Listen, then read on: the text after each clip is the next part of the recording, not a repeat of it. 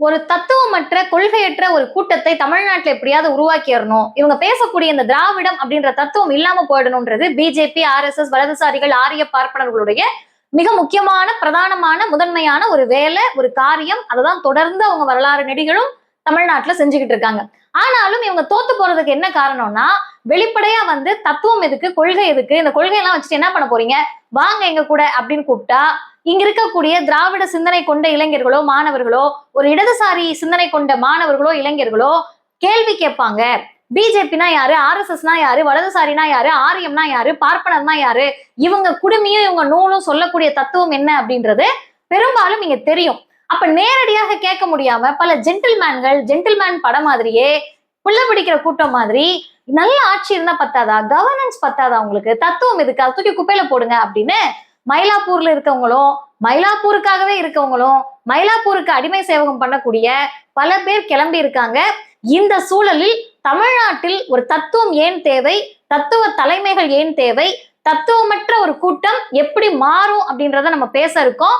இந்த மாற்றம் தான் நீங்க கேட்ட மாற்றமா ப்ரோ, இல்ல ப்ரோ கொடுக்க நினைச்ச மாற்றமும் இதுதானா அப்படின்ற செய்திகளையும் பார்க்க இருக்கோம்.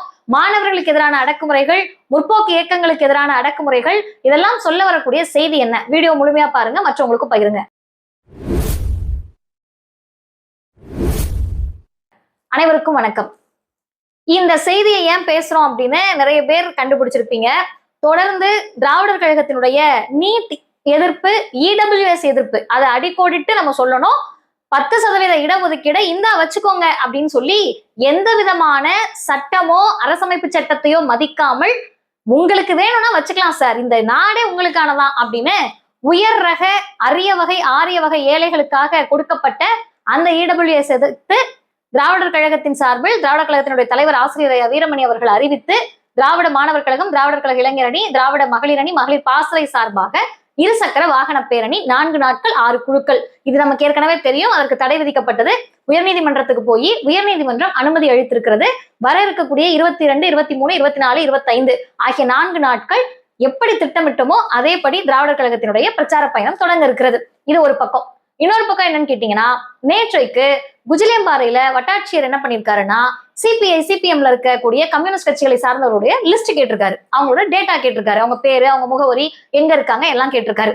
இன்னொரு பக்கம் தமிழ்நாட்டுல CJP காக்ரோச் ஜனதா பார்ட்டியோட சேர்ந்து இடதுசாரி மாணவர் அமைப்பை சார்ந்த மாணவர்கள், எடுத்துக்காட்டுக்கு SFI போன்ற மாணவர் அமைப்புகளில் யாரெல்லாம் போராட்டம் பண்றாங்களோ, ஆர்ப்பாட்டம் பண்றதுக்கு வராங்களோ அவர்களுக்கு தடை, ஜனநாயக ரீதியாக ஆர்ப்பாட்டம் செய்வதற்கு தடை விதித்து ஒரு சுற்றறிக்கை. இப்ப இந்த 3ஐயும் கோர்வையா வச்சு பாருங்க. தமிழ்நாடு அரசு நாங்க நீட்டை எதிர்க்கிறோம்னு சொல்றாங்க. நீட்டுக்கு எதிரான திராவிட கழகத்தினுடைய பயணத்துக்கு பெரியார் திடலில் காவல்துறை குவிக்கப்படுகிறது. அதற்கு பிறகு உயர்நீதிமன்றத்துக்கு போய் எங்கள் தலைவர் சொன்னது போலயே நாங்கள் நீதிமன்றத்தை நாடுவோம், நீதிமன்றம் அனுமதித்தால் நாங்கள் எங்கள் பயணத்தை தொடர்வோம், தடை விதித்தால் தடையை மீறுவோம்னு சொன்னாங்க. நீதிமன்றம் அனுமதி கொடுத்துருச்சு. அடுத்து குஜிலியம்பாறை வட்டாட்சியர் இதை கேட்கிறாரு. கேட்ட உடனே எதிர்ப்புகள் வருது. நீங்க எதுக்கு இந்த சர்வே, உங்களுக்கு குறிப்பிட்ட ஒரு கட்சியின் பெயரை சொல்லி, கம்யூனிஸ்டுகளை சொல்லி, இவங்களோட டேட்டா உங்களுக்கு எதுக்கு சார், நீங்க என்ன பிஜேபி RSS பண்ற வேலை இங்க பண்ணிட்டு இருக்கீங்களான்னு கேட்ட உடனே அதை பின்வாங்குகிறார்கள். மாவட்ட ஆட்சியர் வந்து இல்லங்க, அந்த உத்தரவெல்லாம் இல்லங்க, அவர் சும்மா ஏதோ சொல்லிட்டாரு அப்படின்னு பின்வாங்குறாங்க. இந்த சுற்றறிக்கை வருகிறது. மாணவர்களுடைய ஆர்ப்பாட்டத்தை, போராட்டத்தை முடக்கக்கூடிய, தடை விதிக்கக்கூடிய ஒரு சுற்றறிக்கை. அதுக்கு மாணவர் அமைப்புகள், முற்போக்கு அமைப்புகள் கண்டனம் தெரிவிச்சோன்னா அதை பின்வாங்குறாங்க.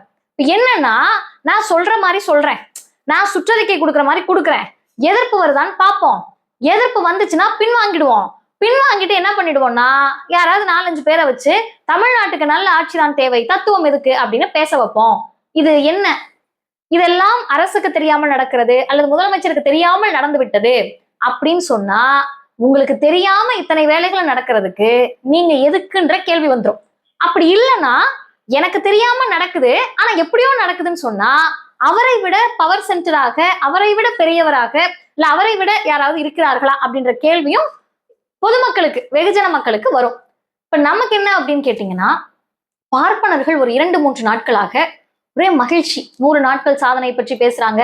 நான் அந்த அரசியலுக்குள்ளே போல, 100 நாள் சாதனையா வேதனையா, மின் வெட்டா, மின் வருதா, மின் கட்டணம் அதிகரிச்சிருக்கா குறைஞ்சிருக்கா, பால் விலை ஏற்றமா இறக்கமா, பாலே கிடைக்குதா இல்லையா, விவசாயிகளுக்கு என்ன நடந்திருக்கு அப்படின்றதெல்லாம் அவரவர் அறிவுக்கு தெரியும். ஆனா எங்களை போன்றவர்களுக்கு, தந்தை பெரியாரை கற்று தந்தை பெரியாரின் வழியில் வரக்கூடியவர்களுக்கு இந்த ஆரிய சித்தாந்தம் தமிழ்நாட்டில் மட்டுமல்ல இந்தியா முழுமைக்கும் நடத்திய கொடுமைகள், நடத்தி கொண்டிருக்கக்கூடிய கொடுமைகள், பார்ப்பனர்களின் பெயரால், ஆரியத்தின் பெயரால், RSS பெயரால், பிஜேபியின் பெயரால், இந்து அமைப்புகளின் பெயரால், இந்துத்துவாவின் பெயரால் எவ்வளவு பெரிய கூறு போடக்கூடிய வேலையை அவங்க பாக்குறாங்கன்றத தெரிந்து கொண்டவர்களுக்கு என்ன அச்சம் ஏற்படுதுன்னு கேட்டீங்கன்னா, மயிலாப்பூர் வாசிகளை எல்லாம் உட்கார வச்சு உடனே குறிப்பிட்ட ஊரை சொல்லி நீங்கள் பேசலாமா? குறிப்பிட்ட சமூகத்தை சொல்லி, குறிப்பிட்ட ஊரை சொல்லி, ஊரை விட்டு மக்களை ஒதுக்கி வைத்த உங்களுக்கு அந்த தார்மீகம்லாம் நாங்க பார்க்க வேண்டிய அவசியம் இல்லை. இப்போ உட்கார்ந்துகிட்டு மீடியால என்ன சொல்றாங்கன்னா, நல்ல ஆட்சி தேவை, தத்துவம்லாம் தேவை கிடையாது. எப்படி? தத்துவம்லாம் தேவையில்லை. தமிழ்நாட்டை ஆள்வது எந்த தத்துவமாக இதுவரை இருந்திருக்கிறது? திராவிட தத்துவம். நீங்க யாரா வேணா இருக்கலாம், தந்தை பெரியாரினுடைய கொள்கைகளை ஏற்றுக்கொண்டு அவர்கள் ஆட்சி நடத்தணும். தந்தை பெரியார் என்ன சொன்னாரோ அதுதான் நீங்க சமூக நீதியா. உங்களை இங்க பார்ப்பன வகுப்பை சார்ந்த முதலமைச்சராகவே இருந்தாலும் 69% இடஒதுக்கீடுல நீங்க கை வைக்க முடியாது. நீங்கள் பார்ப்பன சமூகத்தை சார்ந்தவராகவே வந்து உட்கார்ந்தீங்கனாலும் தந்தை பெரியார் சொன்ன, செய்து காட்டிய தத்துவங்களின் அடிப்படையில் தமிழ்நாட்டினுடைய கடந்த கால ஆட்சிகள் நடந்திருக்கிறது. அதிலே முத்தாய்ப்பாக திராவிட மாடல் ஆட்சினே அதனுடைய பெயரை சொல்லுகிற போது யாருக்கு எரியணுமோ அவங்களுக்கு எரிஞ்சிச்சு. நிறைய பேர் கேட்டாங்க, ஏன் கலைஞர் சொன்னதில்லை, அண்ணா சொன்னதில்லை, இவர் ஏங்க சொல்றாரு? அண்ணாவுக்கும் கலைஞருக்கும் இல்லாத அளவிற்கு ஆரியம் தலை தூக்கி, பார்ப்பனியம் தலை தூக்கி, பிஜேபி RSS தத்துவம் இந்தியா முழுமையும் வலிமை அடைகிற போது எதிர்த்து நிற்கக்கூடிய தமிழ்நாடு உறக்க சொன்ன செய்திதான் தளபதி ஸ்டாலின் அவர்கள், இது திராவிட மாடல் ஆட்சி தான். இங்க திராவிடம்னு வந்துட்டாலே ஆரியம்னு ஒரு சித்தாந்தம் அதற்கு எதிராக இருக்கின்ற அர்த்தம் வந்துருது. அப்ப திராவிடம்னா என்ன, ஆரியம்னா என்ன?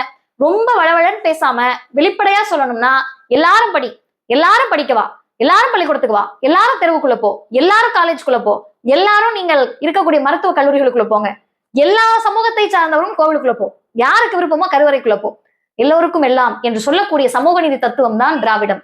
இன்னாருக்கு என்ன, இந்த ஜாதிகாரம் என்னென்ன பண்ணுங்க, மனு தர்மம் என்ன சொல்லியிருக்கோ பண்ணுங்க, அதை மீறி நீங்க பண்ணீங்கன்னா நீட்டுன்னு சொல்லுவோம், புதிய கல்விக் கொள்கைன்னு சொல்லுவோம். அப்புறம் நீங்க ரொம்ப பண்ணீங்கன்னா நாங்களே EWS இடஒதுக்கீடு கொடுத்து அவங்களை உச்சாங்கொம்புல கொண்டு போய், ஏற்கனவே உச்சாங்கொம்புல இருக்கவங்களை இன்னும் கொஞ்சம் உச்சாங்கொம்புல உட்கார வச்சிருவோம்னு சொல்றது ஆரிய தத்துவம். இந்த திராவிடமும் ஆரியமும் நேர் எதிரான சித்தாந்தத்தை வைத்திருப்பதால் தமிழ்நாடு சாதிச்சுச்சா அழிஞ்சிச்சான்னு கேட்டா, இருக்கக்கூடிய முற்போக்கு சக்திகள், குறிப்பாக பெரியாரிய, அம்பேத்கரிய, கம்யூனிச சித்தாந்தத்தை ஏற்றுக்கொண்டவர்கள் இந்த மண்ணில் இந்த சித்தாந்தத்திலிருந்து இம்மி அளவு யார் விலகி நின்றாலும் கேள்வி கேட்பதற்கு தயாராக இருந்தார்கள். பிஜேபியின் குரலாக இங்க யாராவது ஒலித்தால் கேள்வி கேட்க தயாரா இருந்தாங்க. ஆனா இன்னைக்கு அதை நீர்த்து போக வச்சு எதுக்கு தத்துவம்னு கேட்கிறாங்க. ஒண்ணு நம்ம புரிஞ்சுக்கணும், தத்துவங்களால் செயல்படக்கூடியவர்களை போல தத்துவம் இல்லாதவர்களும் செயல்பட முடியும். இப்ப எடுத்துக்காட்டுக்கு நம்ம ரோட்ல போறோம், ஒருத்தருக்கு விபத்து ஏற்பட்டிருக்கு, அந்த விபத்தில் ஏற்பட்டவரை பாதுகாப்பதற்கோ, அவருக்கு தற்காப்புக்கோ, அல்லது அவரை கொண்டு போய் நீங்க ஒரு ஃபர்ஸ்ட் எய்ட் கொடுப்பதற்கோ, அவருக்கு முதல் உதவி கொடுப்பதற்கோ நமக்கு தத்துவம் இருக்கணும்னு அவசியம் இல்லை, மனிதநேயம் இருந்தா போதும். இந்த மனிதநேயத்தை பேசுவது திராவிட தத்துவம். ஆனா நீங்க ஒரு மனுஷனை போய் தொடுறதுக்கு முன்னாடியே ஐயோ இவரோட தொட்டா தீட்டாயிடுமோ, இவர் யாரோ என்ன சமூகமோ நினைச்சு விலகி நின்னீங்கன்னா அது ஆரியம். இப்போ ஒண்ணு மட்டும் புரிஞ்சுக்கோங்க, ஒரு மனுஷனை காப்பாத்துறது இது எல்லாமே இஷ்யூ பேஸ்ட். எங்க ஊர்ல, எங்க தெருவுல, எங்க வீட்டுல பைப்ல தண்ணி வரலன்னு வெளியே குடத்தோட வந்து நான் சண்டை போடுறேன் நிக்கிறேன்னா அது தத்துவம் தேவையில்லை. அதுக்கு திரும்ப செஞ்சு கொடுக்குறாங்கல்ல, இந்த தண்ணி வரலன்னா தண்ணி வர வைக்கிறாங்கல்ல, இதெல்லாம் இஷ்யூ பேஸ்ட். இதுக்கு நீங்க தத்துவத்தோடு இருக்கணும்னு தேவையாங்க? நல்லாட்சி, தண்ணி வருதுல ஓ இது நமக்கு ஓகே, கரெக்டா படுதுல, இந்த தண்ணி வர்றதுக்கு நல்லாட்சி தத்துவம் தேவையா? நல்லாட்சி இருந்தா பத்தாதா? கரண்ட் பில்லை குறைக்கிறதுக்கு நல்லாட்சி இருந்தா பத்தாதா? தத்துவம் வேணுமா? இவங்க எடுக்கக்கூடிய பிரச்சனைகள் எல்லாம் பாருங்க, தண்ணி, கரண்ட், பால் இதெல்லாம் வாழ்க்கைக்கான அத்தியாவசியம். ஆனா இங்க போராட்டமே எங்கள் வாழ்க்கைக்கான அத்தியாவசியத்தில் ஒன்று சுயமரியாதை, எங்களுக்கான அடிப்படை தேவை சுயமரியாதை. அது சுயமரியாதை கொடுக்க வேண்டிய, கொடுக்கக்கூடிய கல்வியை, சமூக நீதியை, எல்லா கனவுகளையும் பறிக்கிறதுக்கு நீ ஒரு திட்டம் கொண்டு வர பத்தியா, அதை எதிர்க்கிறதுக்கு தத்துவம் தேவை. அப்ப எதெல்லாம் செய்யணுமோ அதெல்லாம் சரிவர செய்வதற்கு தத்துவம் தேவையோ இல்லையோ, எதையெல்லாம் செய்யக்கூடாதோ அதை செய்யாமல் இருப்பதற்கு இங்கு தத்துவம் தேவை. பெண்களுக்கு கலைஞர் சொத்துரிமை கொடுக்கிறாருன்னா அது திராவிட தத்துவம்.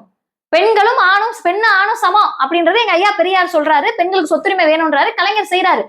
இதை செய்வதற்கு தத்துவம் தேவை. ஐயோ ஆண்கள்லாம் எதிர்த்து நிற்பாங்களேன்னு அச்சப்படக்கூடிய சூழல் கலைஞருக்கு வரல. ஏனால் அவர் தத்துவத்தை ஏற்றுக்கொண்டவர். முதலில் பட்டியலின வகுப்பை சார்ந்தவரை, மரியாதைக்குரிய மாண்புமை பொருந்திய நீதிபதி ஐயா வரதராஜன் அவர்களை நீதிபதியாக, முதல் பட்டியலின வகுப்பை சார்ந்த நீதிபதியாக உயர் நீதிமன்றத்தில் கலைஞர் அவர்கள் கொண்டு சேர்க்கிற போது தந்தை பெரியாரினுடைய பெருங்கனவை சாத்தியப்படுத்துவதற்கு ஒரு தத்துவம் தேவை. கடந்த 5 ஆண்டுகள் ஆட்சியில யாருக்கு எதை செய்ய வேண்டுமோ அதை செய்து கொண்டே இருப்பதற்கு எப்படி தத்துவம் தேவையோ, எதை செய்யாமல் இருக்க வேண்டுமோ அதை செய்யாமல் இருந்ததும் தத்துவம். தளபதி ஸ்டாலின் அவர்கள் நீட்டை நான் எதிர்க்கிறேன்னு சட்டமன்றத்துல சொல்லிட்டு திராவிட கழகத்தினுடைய ஆர்ப்பாட்டத்துக்கு தடை விதிக்க மாட்டாரு. ஏன்னா அவர்களுடைய தத்துவம் அது திராவிடம். அவர்கள் ஏற்றுக்கொண்ட தலைவர்கள் தந்தை பெரியார், அண்ணா, கலைஞர். இப்ப கம்யூனிசத்துல இருக்கக்கூடிய கம்யூனிஸ்டுகளாக இருக்கக்கூடிய தோழர்களோட லிஸ்ட கொடு அப்படின்னு ஒரு வட்டாட்சியர் அனுப்புறாரு சுற்றறிக்கைனா, முதல்ல அதை திமுக ஏன் அனுப்பணும்னு கேள்வி கேட்கணும். தளபதி ஸ்டாலின் கேட்டிருப்பார். அதுதான் ஒரு தத்துவ தலைமை அப்படின்ற வித்தியாசத்தை சொல்றோம். இன்னைக்கு எங்களுடைய கழகத்தின் தலைவர், திராவிட கழகத்தின் தலைவர் ஆசிரியர் ஐயா வீரமணி அவர்கள் திருநெல்வேலியில இன்னைக்கு பேசுறாரு. நாளைக்கு ராஜபாளையம், மதுரை, தொடர்ந்து 4 நாட்களில் எங்கெல்லாம் வாய்ப்பு இருக்கிறதோ அந்த இடங்களில் தலைவரே நேராக வந்து நீட் எதிர்ப்பு குழுவை வரவேற்று பேசி அந்த இளைஞர்களை உற்சாகப்படுத்துறாரு. அவருக்கு வயசு 93. எது அவர்களை இயக்குகிறது? தத்துவம் தான் இந்த தலைவர்களை இயக்குகிறது. அந்த தலைவர்கள் தான் தமிழ்நாட்டை இயக்கி கொண்டிருக்கிறார்கள். தத்துவமே வேண்டாம், நல்லாட்சி மட்டும் போதும்னா இங்க இருக்கக்கூடிய அடிப்படை வசதிகளை பிஜேபி ஆளக்கூடிய மாநிலங்கள்ல தண்ணி தான் வருது இல்ல சார். பிஜேபி ஆளக்கூடிய மாநிலத்திலையும் கரண்ட் இருக்கு. பிஜேபி ஆளக்கூடிய மாநிலத்துல ரோடு போடலாம். பிஜேபி ஆளக்கூடிய மாநிலத்துல பஸ் கொடுக்கலாம். பிஜேபி ஆளக்கூடிய மாநிலத்திலையும் கேஸ் சிலிண்டர் கொடுக்கலாம். பிஜேபி ஆளக்கூடிய மாநிலத்திலையும் பிள்ளைங்களுக்கு சத்தான உணவு கொடுக்கலாம். பிஜேபி ஆளக்கூடிய மாநிலத்திலையும் இங்க சொல்லக்கூடிய கட்டடங்கள் கூட வரலாம். ஆனால் அதுக்கும் இதுக்கும் என்ன வித்தியாசம்னா, பிஜேபி ஆளக்கூடிய மாநிலங்களில் நீங்கள் என்னென்ன அவசியமோ அதை செய்துவிட்டு அடிப்படையான கல்வியை, சுகாதாரத்தை அனைத்து மக்களுக்கும் கொண்டு போய் சேர்க்காமல் ஜாதிய சிந்தனையோடு யார் இதுவரை உயரத்தில் இருந்தார்களோ அவங்க மட்டும் உயரத்துல இருப்பாங்க, நீ கீழே தான் இருக்கணும்னு புல்டோசர் ஆட்சி நடத்தினா அது பிஜேபி, ஆர்எஸ்எஸ், ஆரியம், பார்ப்பனியம். எங்க கிட்ட இதெல்லாமே செய்வோம், மக்களுடைய வாழ்வாதாரத்துக்கு எல்லாமே செய்வோம், அவருடைய வாழ்வாதாரத்தை அதிகப்படுத்தக்கூடிய சுயமரியாதை உணர்ச்சிக்கு எது தேவையோ அதை சேர்த்து செய்வோம்னு சொல்ற இடத்துல தான் தமிழ்நாடு இத்தனை ஆண்டு காலமாக தனித்து நின்றிருக்கிறது, தனித்துவமாக நின்றிருக்கிறது, சிறந்து நின்றிருக்கிறது, வென்று நின்றிருக்கிறது. இதை மாற்ற ஒரு சக்தி வருதோ வரலையோ, வந்திருக்கோ இல்லையோ, அதனுடைய முகத்துல இருக்கோ இல்லையோ, அதை பார்த்து பார்ப்பனர்கள் மகிழ்ச்சி அடைகிறார்கள்னா கொஞ்சம் நம்ம உஷாராகணும்ல. அதை பார்த்து அப்படியே வந்து தத்துவம் தேவையில்லை, தத்துவம் தேவையில்லைன்னு ஐடியாலஜில இருந்து இஷ்யூ பேஸ்டுக்கு கொண்டு போய், இஷ்யூல இருந்து ஒரு கல்ட் மனநிலைக்கு கொண்டு போய் என்ன நீங்க செய்ய விரும்புறீங்க? நீங்கள் எதை செய்ய நினைத்தாலும் தமிழ்நாடு அதை புரிந்து கொள்ளும், அதை எதிர்த்து நிற்கும், குரல் எழுப்பும், சுற்றறிக்கை கொடுப்போம், பின் வாங்குவோம், பார்ப்பனர்கள்லாம் வந்து நம்ம ஆட்சியை பற்றி பேசுவாங்க என்று ப்ரோ நினைத்து அமைதியாக இருந்தால் தமிழ்நாட்டில் இருக்கக்கூடிய ப்ரோக்கள் அதை புரிந்து கொள்வார்கள், கேள்வி கேட்பார்கள். இன்னைக்கு பதிலளிக்காமல் இருக்கலாம், 5 வருஷத்துக்கு கூட பதிலளிக்காமல் இருக்கலாம். ஆனால் பதிலே இல்லாமல் இருந்தால் தமிழ்நாட்டு மக்கள் அப்படியே ஏற்றுக்கொள்வார்கள் என்ற மமதையில் மட்டும் இருந்துவிட வேண்டாம். நன்றி.